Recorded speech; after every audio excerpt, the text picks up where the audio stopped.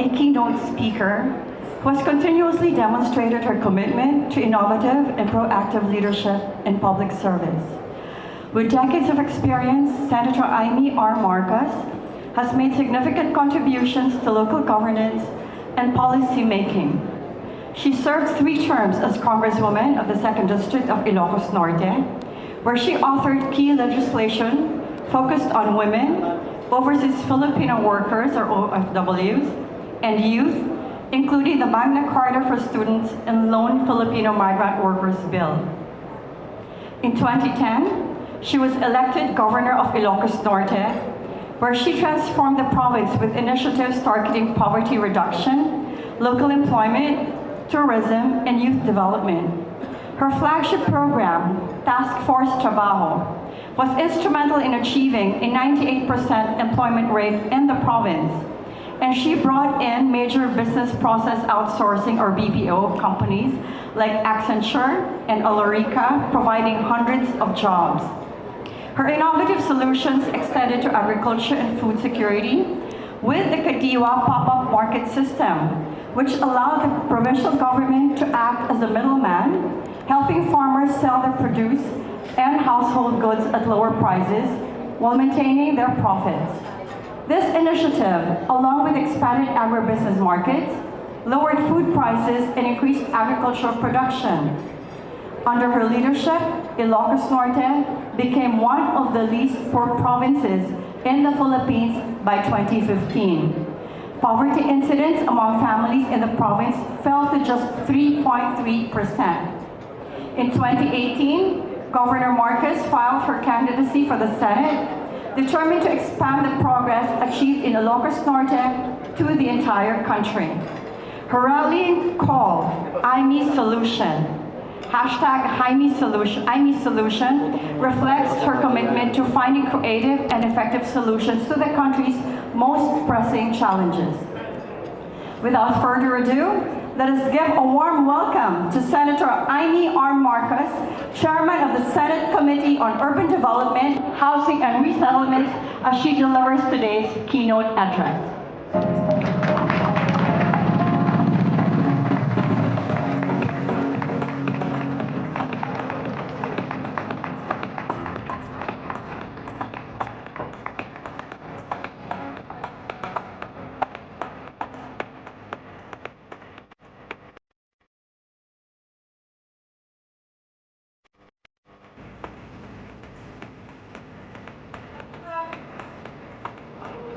Okay, maraming salamat po. Sadyang maupo po kayo dahil ate na ako at super ate ng bansa, manong pa sa Ilocos, nakakatanda masyado. I'm certain the ladies here sympathize with me and this predicament. Good morning, good afternoon to everyone. Good noon. I believe everyone's hungry for lunch at this point. Having heard my introduction 3 times, I believe, while we were walking through the video and finally through the speaker.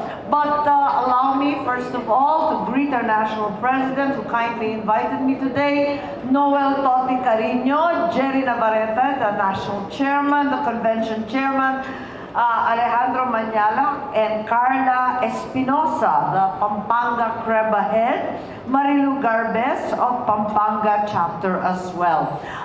To all our members, I understand that you have exceeded the stipulated 400 attendees. So it's clearly a very successful and important meeting for the Chamber of Real Estate and Builders. Palakpakan po natin ang CREBA. This is certainly the biggest and most anticipated national gathering of the country's real estate and housing industry stakeholders. And as the chairperson of the Senate Committee on Housing, it's a true honor to be invited to address you today. I am in truth a brand new chairperson. It used to be led by Senator J.V. Ejercito.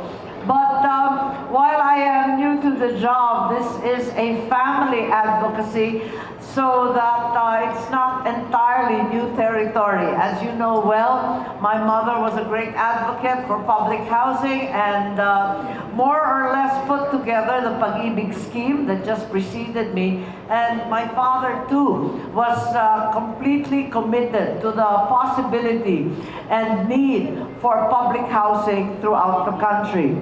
So October is not only Co-op Month or LGU Month or Indigenous Peoples Month, we also celebrate National Shelter Month. So we come together today to share our best practices, knowledge, foster connections, see old friends, make new ones, and generally try to predict the order and direction of the market. Truly, in this rapidly changing world, collaboration, resilience, and unity is the key. And through this event, we have the opportunity to learn from our peers, to share the innovative strategies and technologies, and to address the tremendous challenges we face building in a climate-challenged world. I'm grateful to CREBA and its contribution to our country as the oldest and largest advocacy, which plays a significant role in the housing sector in the pursuit of the dream of a home for every Filipino. My father said that the healthy growth of our cities and towns depends on what we plan for them today. We cannot deteriorate or allow them to deteriorate any further because we cannot deny that every man has a right to a home. I salute CREBA for sharing in my father's vision for a home for every single Filipino. What started out in 1973 as a union for Filipino business and trade associations in real estate, housing, and construction is now, 51 years later, an umbrella organization of 32 local chapters, 7 even overseas, having 4,000 member firms and individuals. And for more than 5 decades, unlike many associations that have come to pass and also disappeared, CREBA has remained steadfast to its golden legacy of a home for every single one of our countrymen.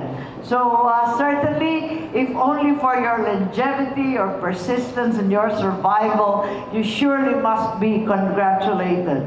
For many years, the lack of housing has presented a tremendous challenge, both to government as well as to developers and the private sector. 48 years ago, in 1975, my father, the original President Ferdinand Edralin Marcos, passed Presidential Decree 757, creating the National Housing Authority.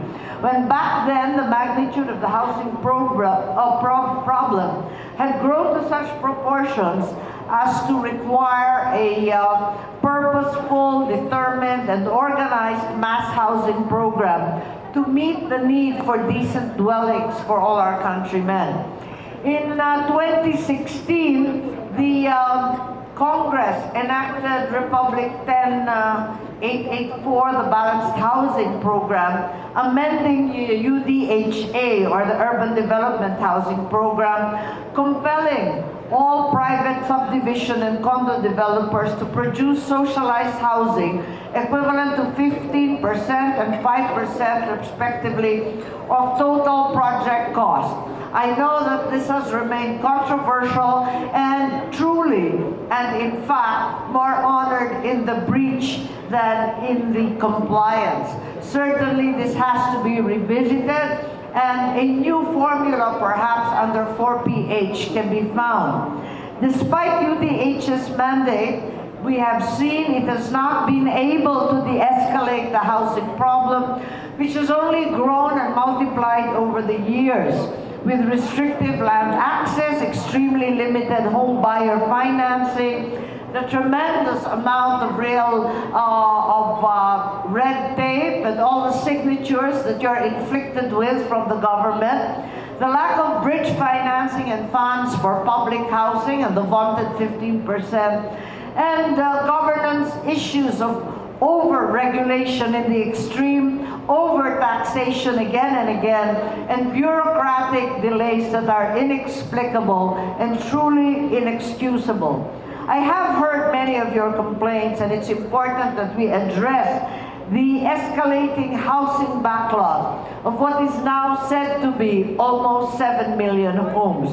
We have to work together, and as a new chairman, I will be very, very receptive and open and happy to discuss and consult with you how we can move forward.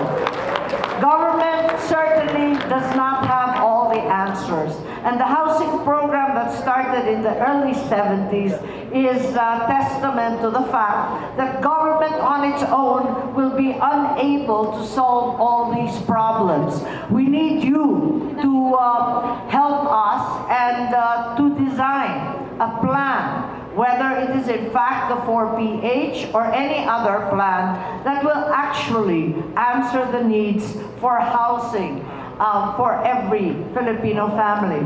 In the Senate, what I now have is the bill for the extension of the National Housing Authority. It is 50 years old now, and while perhaps it has had a mixed response and not an entirely successful history, it is incumbent upon us to extend its lifespan, perhaps for another 50 years, to address what continues to be a crying need for housing throughout the country. In addition, the measure will empower and strengthen NHA, adding housing operations and support services, which today it does not have, asset management and business development for the housing communities that it has already built and remains with them, management services, and greater general powers. There will also be an increased capitalization for NHA, clearly because 5 billion pesos is very, very meager in this day and age. 50 years later, even 10 billion pesos, which we have stipulated, is probably nowhere near enough. The increased capitalization will provide necessary resources to fulfill the mandate of creating affordable housing. We are also hopeful that with the addition of the disaster and emergency housing component in NHA, we will be better able to respond to the changing building codes and standards, as well as to immediately and quickly provide for those who lose housing in the inclement weather and the extreme climate that we face today. I know that there are many, many issues confronting us today. There are different bills right now in Congress that I'm aware of, although they have not reached the Senate, with regard to the new department's program, the 4PH, encouraging the private sector to co-invest with government. I hope that we can consult with your group to make this truly attractive and operative to the private developers. I'm counting on your good sense, your knowledge, and your track record to push forward what has been a troubled housing effort.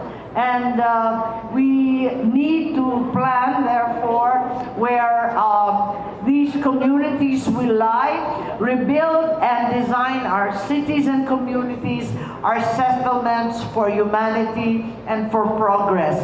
We commit, therefore, to CREBA and your vision for a home for every Filipino. While the problems are truly insurmountable and perhaps seemingly impossible, let us not run out of great ideas. Rather, let's convert them to reality. I have, after all, been called IMEE solution. Pero ang totoo, ang tunay na solusyon ay magmumula sa inyo, sama-sama tayong lahat ang sadyang solusyon sa pabahay ng ating bansa. Maraming salamat sa lahat ng bumubuo ng